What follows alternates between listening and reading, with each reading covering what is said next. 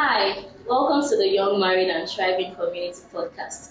Here we have real and practical conversations about marriages and relationships. So if you're a newlywed, a young couple, or a mature single, stay glued to your screen and subscribe to this channel because this is the right place for you to be.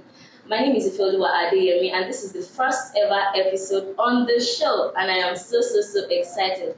Today I have with me on set two amazing people, phenomenal couple. I'm so glad to have you here, and that is Mr. Wale Adejuyigbe, aka Coach Wale, and Mrs. Temitayo Adejuyigbe, aka Tas. I celebrate you. Thank you very much. Show. Thank you so much. Thank you for having us. Thank How you are so you much. doing? Awesome. Doing great. Good. Tas, you look so beautiful. Oh, thank you so much. All right. So today we're going to be treating a very important topic, and that is the first year. Yes, the almighty first year of marriage, where a lot of bad ghosts are said to happen. I mean, can we relate? Yes. Okay, so basically, the first year is usually presumed to be one of the most difficult seasons in marriage, and we've actually seen it play out in so many marriages. And in fact, statistics shows that the first year is one of the most difficult years for a lot of couples all around the world. So I would like to ask Coach Wale, Yes, ma'am. is the first year syndrome real in marriages? Like, is it actually a thing, or is it something like a myth that people have blown out of proportion? Okay. Thank you very much. I think it's real, if you ask. And the reason why it's real is because, we have two people coming to live together. When you lived with your siblings, you possibly know that this is my sibling. There are things that we grew up together. So there's a way we cope with ourselves. But now you are living with somebody that is completely new. So your background is different from his or her background, coupled with the fact that we are just coming up with the concept of marriage. When we are preparing for marriage, or when we are preparing for wedding, wedding. There's a difference between wedding and marriage. Yes. When we were preparing for wedding, the idea, the hush, the juice was there.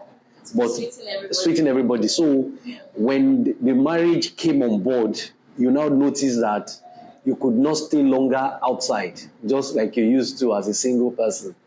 You go out for 2 hours, you have a call to say, please call now, and then and the primary thing is that there is this accountability that you now have. You now have a sense of responsibility to say, where are you going? I'm going out. It's strange to a lot of people because of the way their single life has been, where they don't actually get any information or they don't have to tell anybody about where they are going. So when you come in, the first year of marriage is always a time where all these things begin to come to play, and then it affects. Some people have a good coping strategy based on the preparation or based on the fact that they've lived with some people. So they saw how husband and wife, how they did and how they were. So it was easier for some. But some people, it's like they just dropped me in a strange land. And I'm asking myself, how did I get here? Who put me in this kind of situation? So it's real. It's real. Wow, thank you so much for that. That was beautiful. So, we've been able to establish that, a lot of couples tend to have issues in their first year of marriage. So, yes. Cass, I would like to ask, let's have a practical example from your own marriage. What was that particular thing you had issues with when you were transitioning into that marital phase? Was there any particular issue that really stood out and that was challenging that you had to overcome? Well, in the first year of marriage, when we were dating, there were butterflies. Okay, I'm getting married. Okay, then after marriage, you're like, okay, now we are married. What happened to the butterflies? The butterflies, you'll be like, okay, when we were single on the way, like, okay, I'm getting married to this person. You don't really have the full picture of the responsibilities and everything that you have to do. Now you are married, especially as a woman. Okay, every day you have to figure out, what are we cooking today? What are we eating today? If I come and ask you that, okay, what are we eating today? You say anything. Okay, if I cook beans, I don't like beans. Okay, you said anything. So what do you expect me to do? So that's that. Then another thing is, okay, differences in, how do I put it now?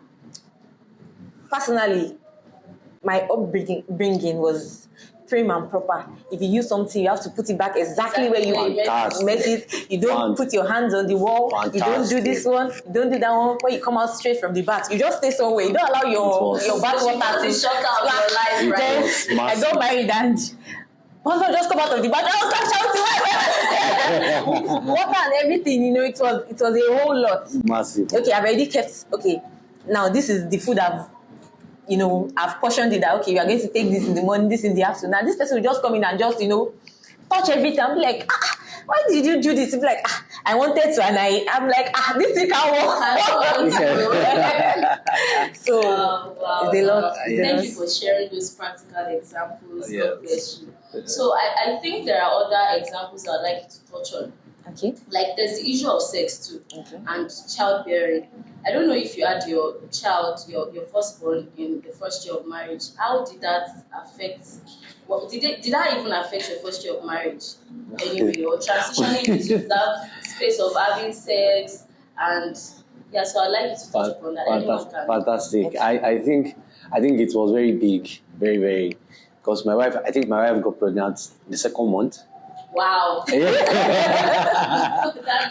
She got pregnant the second month, and the pregnancy has different expressions. So our own pregnancy was very extreme. She could not put anything. She could not eat anything, and it's going to stay.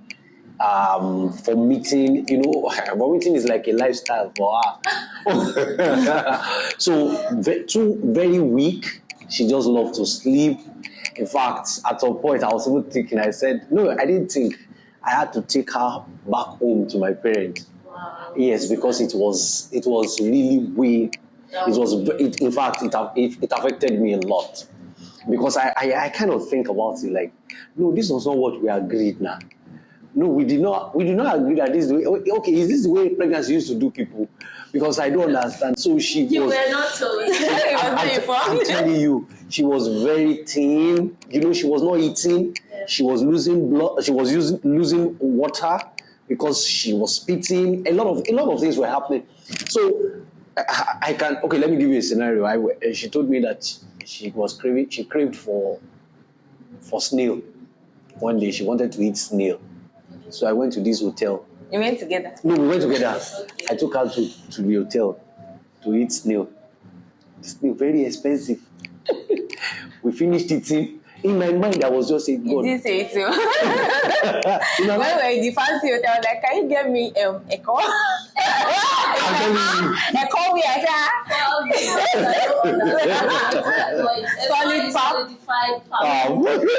So you had to go out of the hotel. And it's even against the hotel policy to bring in food, but you just had to find a way. Wow. Then we had there.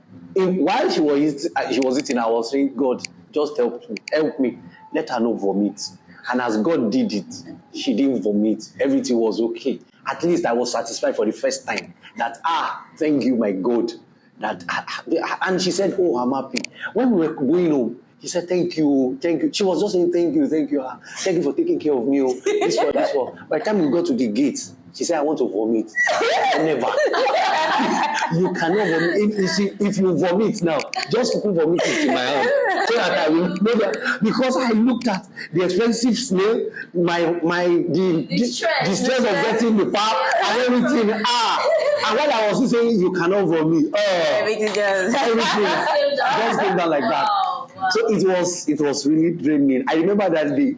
By the time we entered, I did not even talk to her. Oh. She was looking at me, baby. I said, no.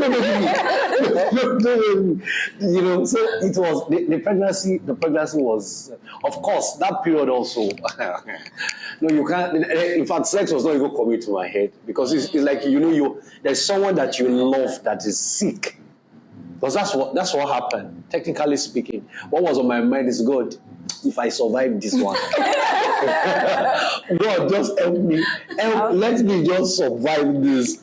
But we thank God, and it was Wow. fun. You look back now, and we see that Glory everything to was. What else would you like to go for another one? Maybe No. the experience. I'll pass. I'll just pull your legs anyways. Okay. Well, thank you so much for being vulnerable and sharing. I know what we just laughed about would have been a very, very difficult and sensitive phase of your marriage. That's Thank true. you so much for sharing. So viewers, you're not alone. If you're going through any of these things, we might not be able to capture each and every issue, but then these things do happen. That's They true. are real, and a lot of couples go through issues in their first year of marriage. So how can these issues even be avoided?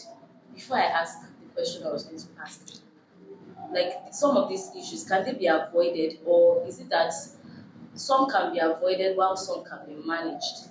And if yes, how do we go about it? Okay. Pregnancy, for one, cannot really be avoided because these are two people coming together, having sex like regularly. So pregnancy is not out of the question, and you shouldn't even be surprised that your spouse is pregnant. So avoiding that, I don't think there's a way, but it can be managed. Talking about the first year of marriage issues. Okay, not just, issues. pregnancies.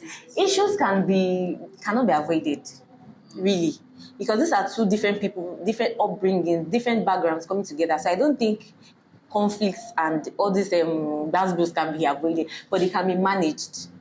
They can be managed with preparation, then consciousness that okay, this is a commitment that I'm into. Then there is no way out.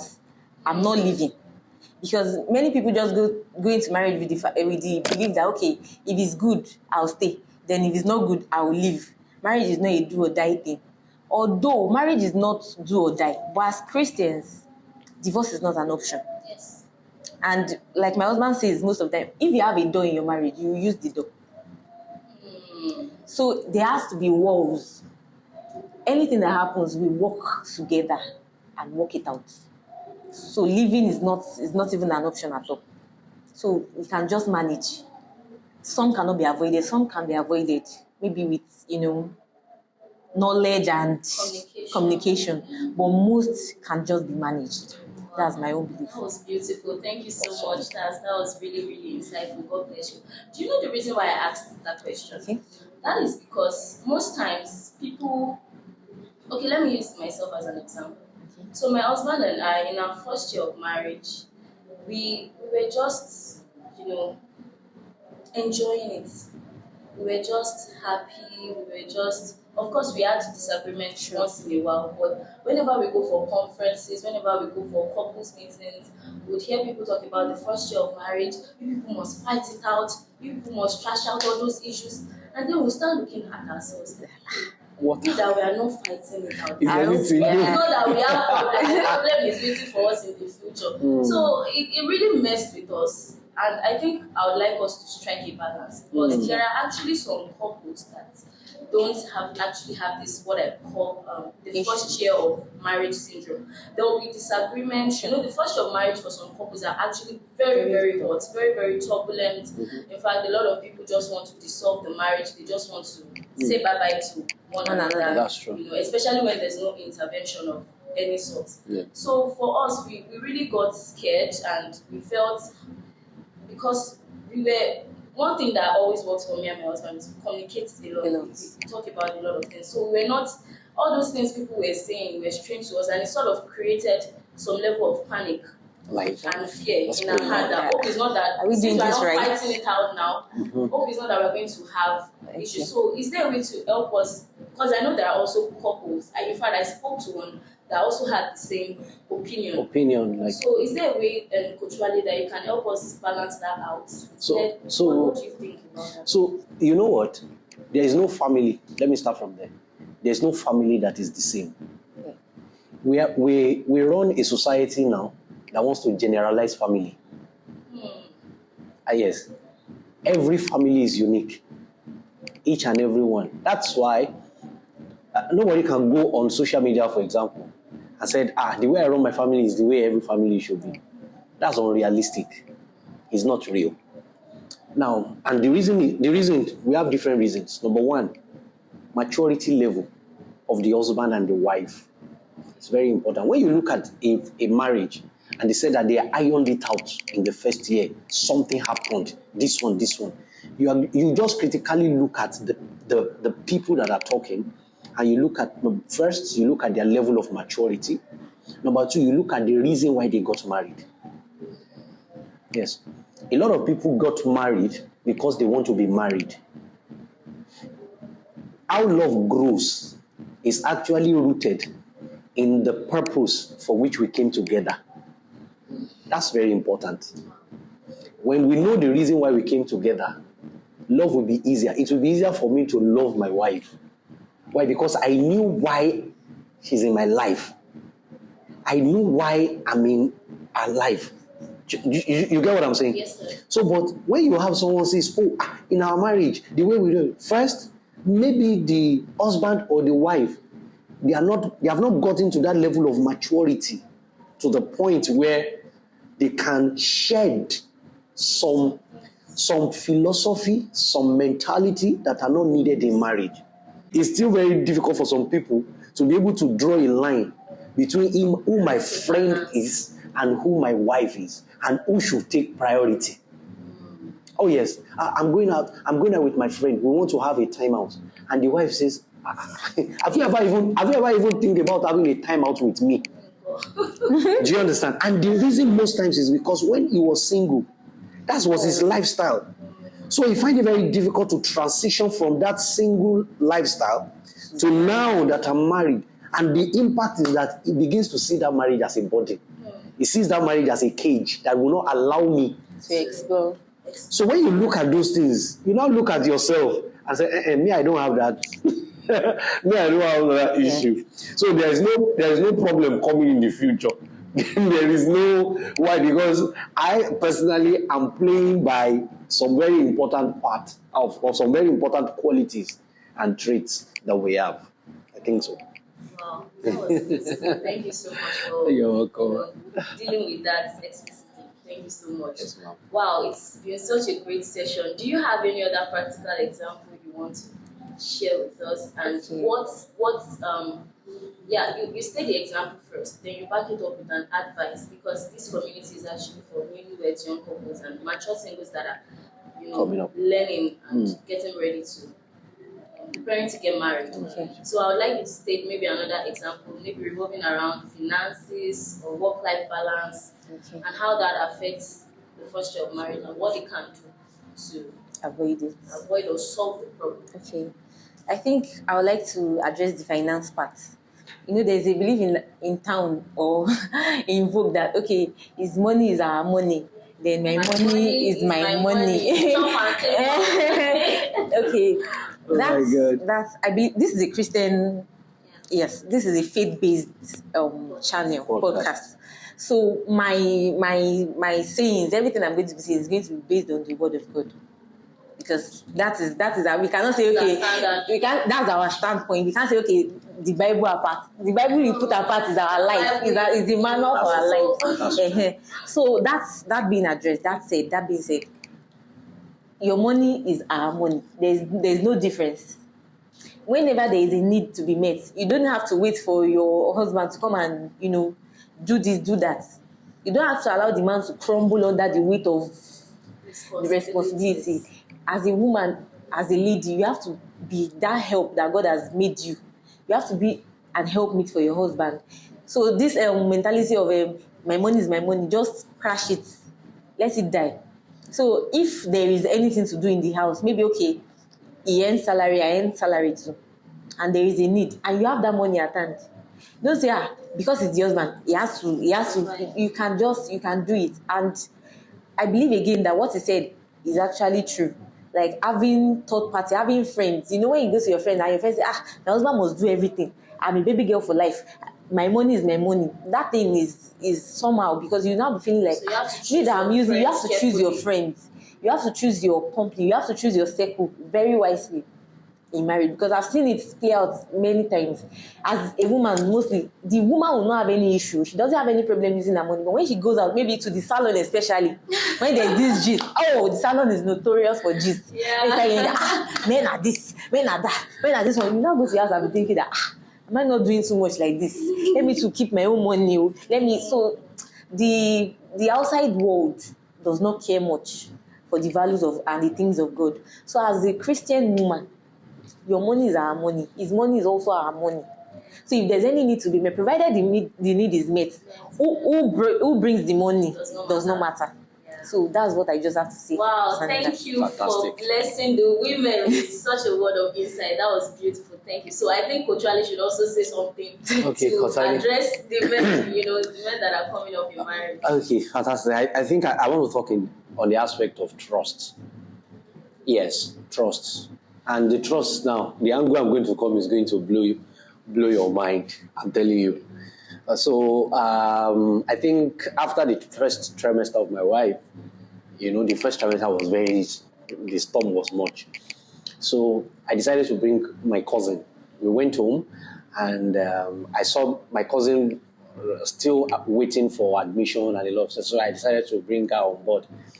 I had a lot of people that advised me and told me, no, now you people are just fresh in marriage. Why will you bring a family member? That's a common advice. Why will you bring that kind of person? But you know what? I noticed that she's not getting the right knowledge. She's not getting the right discipline and possibly the tough hand. People are different. There are some people that need to be handled well. And there are some people that so she came because of that. Not really because we needed someone to help us at home. But just want to make sure that, yes, and which we achieved because she got admitted to university from my place. But when she came in, we discovered that there are so many things that she could not do. And at that point, of course, I trusted her with that. Even up till now, my children and anybody that comes into our house, the woman, my wife will manage you. And how she manage you, I'm okay with it. If you say, no, don't talk like that, who owns the house? Me, I will travel. When I travel, by the time I'm not around, so when I'm around, you expect me to say, no, don't talk like that, don't touch this. So when I travel, so what will happen? They will now give. I said no. So according to the slang, now they play. I'm telling you. So at some point, I saw that she came on board, and then some judgment. So let me give you a practical example. My wife is the type that when she's doing chores at home, my wife is very, just like she said, she's this, everything must be, and when all those things are being arranged, organized, no food though. If you are the one that, no food. Here is my cousin. My cousin, by 9 o'clock, if she didn't eat, the eyes will have been shaking, the body will have been shaking, and then she's just feeling. So when my wife is around, she will do very well because she knows that she can't do that in the presence. But once she sees that my wife is not around and then she sees me, she will not be doing as if she wants to faint. I will say, what have you eaten? I say, I've not eaten. What haven't you eaten? This is after 9 now. This one, I will just walk up to my wife. My wife said, no, we are still working. So I noticed that at a point that was causing a form of conflict between myself and my wife. Our philosophy about that is different. Me, I can be working and I will eat. Once I'm done eating, I'm okay. I will go back to the work. But she believes that, if you are doing something clean, if you are trying to clean the homes, you are trying to do, how come you will eat? But along the line, I discovered that I have to succumb to what she's saying because what she's saying is better than where I'm coming from, the kind of how I was raised and everything like that. So I had to give that trust to her. And the truth about it is that she was able to work on that girl to be very, I'm telling you the truth, to the point where, in fact, before she left, we sit down and she would undo everything. And we just sit down and we're okay. I have just wondered, I said, what if I have interfered? So I trusted her. Since that time, even up till now, I trusted her with it. Any form of, level of discipline and anything that she wants to give to my children, I'm okay. She has done it before. She will do it again. Wow, that's amazing. Thank you so much You're for sharing that. One thing stood out. So sorry. So the lesson there is that as a man in marriage, first you have to trust your wife to be able to give out the necessary upbringing. That is very key. If you have something against that, it is better that you call her in private and talk to her about it, whatever it needs. The habit that makes you defend the third party in the house, not like a third party of friends now, but even when we give birth to children, there's a point that the children will become a third party in the house. Yeah. So the idea that I begin to defend that child in the presence of the child or in the presence of the person, trying to tell my wife that no, don't handle her like that, don't talk like that, don't do this one. I'm a psychologist and child psychologist for that matter. They tell us that if you want to create an indisciplined children, put every form of discipline in place, but create division in their presence. Once there is division, I promise you, the child cannot be disciplined. Because this division means that there is an indisciplined part and there is a disciplined part. So the child will always go to the indisciplined part. So she says, everybody shut that TV. Then I come up, I said, no, why should they shut the TV? Let them continue. Our part is the discipline part. My part is the indisciplined part. The children will follow that part. So, and every time they follow that part, it always leads to, yes. So you have to provide a united front. Thank so you. There's no room for, Thank you very much. Because children can also play on your... Definitely. Definitely. Wow, that was very insightful. Thank you so much for sharing. You're welcome. So something dropped in my mind as you were speaking. So there are some couples that their first year of marriage issues stem from incompatibility. And like you said, this is a faith-based conversation. So for such people, incompatibility is a very, very strong issue. That's true. And it can make the first year of marriage extremely difficult. Probably because they were not living together, so they didn't know these details about themselves, and now they are together and I don't clear. So how would, what advice would you give to such couples that have issues with incompatibility? They're always disagreeing on things. The husband will put a cup here, the wife will carry it, put it on the chair. In fact, with third party issues, finance, they literally have disagree on everything. On everything. Okay. And it has gotten to a point where they feel they should just go their separate ways. Because there are so many marriages like that. What advice would you give to such couples? Okay, my advice to them would be to, seek help. Because sometimes you can do better if it's not your story, if you are not the one in the bus, or if you are not the one driving. When you're in a car and the car is going a kind of way, you say, why can't you do like this, stay like this, stay like this. But when you are in the driver's seat, when you are the one taking the decisions, you see that it's not as easy as it seems. So sometimes if there is a compatibility issue, one thing is, provided this is a faith-based conversation, long suffering, patience, love especially. Against love, there is no law. So you can't say, I've loved this person too much. I've endured too much. There's nothing like too much endurance, provided that there is no violence in this thing. If it's just compatibility issues, you can learn. With patience, you can learn, because this is our generation. We are too quick to throw things away.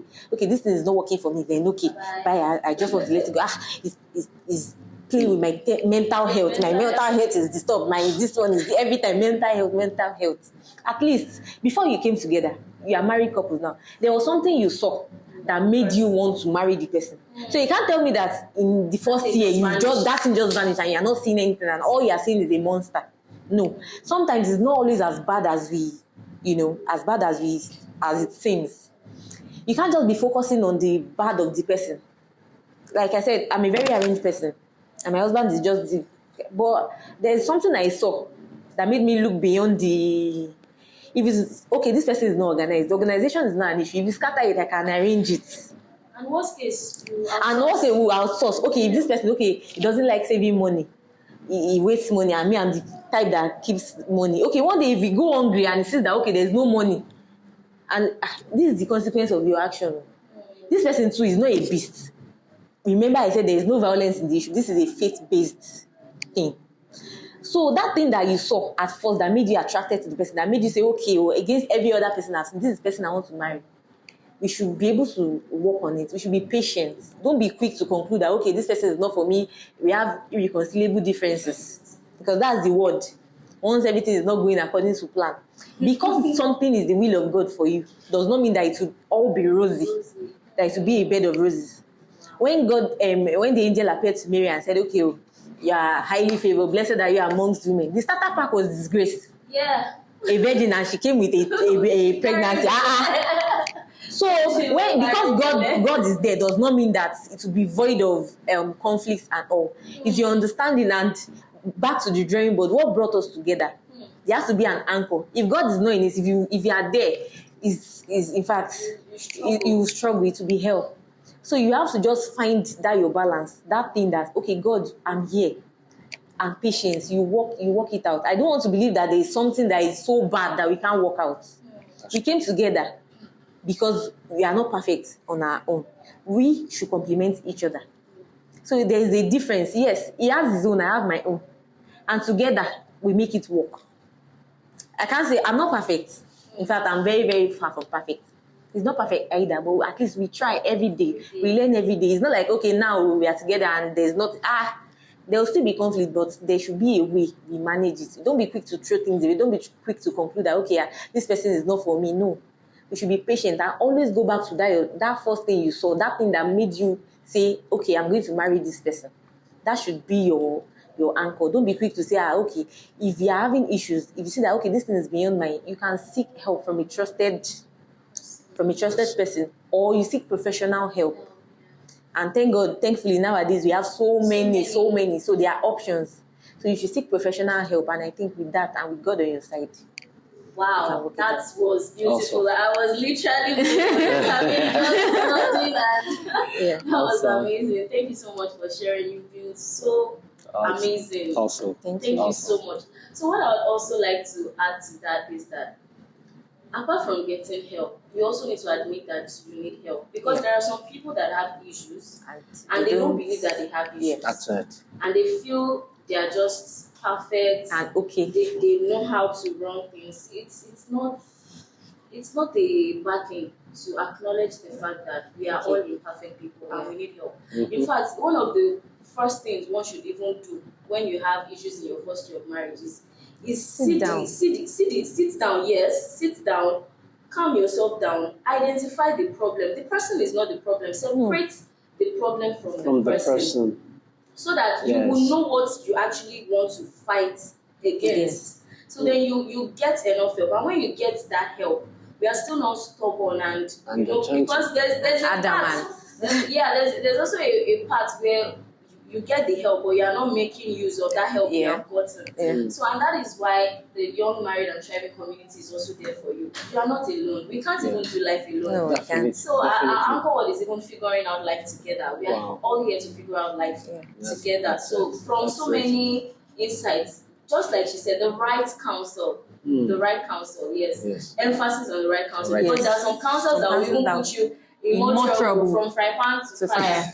So you get the right counsel, and I pray God is going to help each and every person struggling in their first year of marriage. And if you are not, identify the things you are doing right and keep at it. Because that is also very important. You can't say because you are safe now, you'll be safe forever.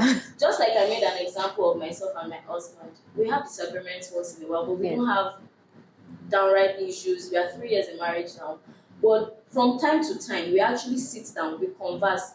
I literally call my husband and say, what are the things I do that you don't like? What would you like me to work on? And that is us at our presumed best. So we are still conscious of the fact that we need to keep doing better. We can't say we are safe, okay, we are good permanently, we don't have issues, or maybe that's when the issues will even creep up on you without knowing. Yes, so from time to time we evaluate and we converse and we try to get what might be going wrong. Yes. Bring ourselves back to the drawing board. Anyone that needs to readjust. And that helps us. I was going to say that also. I think coming to the place of compromise also is very, very important, especially when it comes to incompatibility. Just like he said, except the behavior is abusive. If the behavior is abusive, it may actually look something that you're going to need a professional help, or you may have. But if the behavior is not abusive, maybe it has to do with violence or even verbal abuse. You know, some people when they talk, they leave the man thinking for like another 2 years. You understand? However, the place of compromise to look at this. Okay, so I put myself in their shoe to be able to say. So let me give you an example. I think that happened also the first year of marriage. Was it first year? So there was a day we had heated argument, and I was going out. I was actually going to work. And you know, the truth about it is that I got to the gate of our estate, and then I turned back. Yes. I've left angry. She was already angry. Yes. So I left, and then I got to the gate of my estate. Not the gate of the house, the gate of the estate. And then I came back. And when I came back, and I was just saying, I'm sorry. I'm sorry. I didn't even care. At that point, I don't care who was wrong or right. No. Because I noticed that trying to look at who was wrong or right didn't change the emotion at which I was going to work. It didn't change it. It didn't change it. The most important thing was that I was going with an emotion that is not proper, that is not okay. And funny enough, I was going to speak to people. So how do I speak to people in that right sense of mind? The best thing I can do is to go back and settle and then have a clear mind so that I can forge ahead. You know, when people apologize in marriage, you feel cheated for apologizing. But that's not true. You have gained a lot by apologizing. Maybe you are the one that is right, or maybe you are the one that is wrong. Apology does not determine who is right or wrong. No, it doesn't. It doesn't. So, and it's a function of, that's one of the biggest expression of compromise. To be able to say that I'm sorry. Even though you have things to say. It's just, you have things to say inside of you. But for peace to reign. Because I have someone that says that the sacrificial lamb for justice is peace. Every time you seek justice in marriage, what you lose is peace. So it's very important. Because we have marriages of people that are very right. The only thing is that they've lost their peace. The man is always right. The woman is always right. This is my right. This is who I am. I was the one. I'm not at fault. But while we are trying to know who is at fault or who is not at fault, peace is out. And the major thing about marriage, I'm telling you, is peace. Yeah. There's no peace of mind. There's none. So I feel compromise is also very, very important. Yes. You are going to do that a lot the first year. The first year. Everything does not have to go your way. No. Be okay with that. No. You need to be okay with the fact that you don't even have to agree on everything. That's true. You don't have to agree on That's true. You don't have to win every time. I learned that in the first year of marriage too, because there are sometimes I'll tell my husband, why not do it this way? Why not do it? Even me, I was that meticulous too. But at some point in the marriage, I just said that for me, I don't care anymore. Anyhow, you don't always have to be right. Yeah. It's okay to disagree. Yes. And it's okay not to, that's the word. Yes. It's okay to disagree. You don't have to always agree on everything. Yes. So we need to, the fact, whenever you come to that realization, I think it's even easier to handle some things. So you would accept each other who you are, because everybody's opinion is also valid. Yeah, that's true. So you can be disagreeing on a particular thing. And once you calm down to, okay, let me also reason how Along, the person is saying. like, let me put myself in her Yeah, shoe. so you might actually see that maybe that person's perspective is even better. Better. So who knows? Wow, this has been a great session. Awesome, man. Thank you very much for having Let me us. celebrate you. Thank you so much, Coach Wale. You're Thank you so welcome. much, Stars, for being a part of this. We're absolutely amazing. Thank God you. bless you. And I'm sure our viewers have been so blessed. Thank you once again. I'm really grateful. I cannot say this enough. So if you have been blessed and if you've been impacted by this particular episode, what you need to do is like, comment, and share this video with as many as your loved ones as possible, and especially people that are in that phase of life, that is the newlyweds, the young couples, and the mature singles, because on this channel we'll be discussing, like I said, real and very practical issues about marriage. We're going to be trashing a lot of things with the sole aim of helping a lot of people, a lot of marriages. So subscribe to this YouTube channel once again, and I'll see you in the next episode. Bye.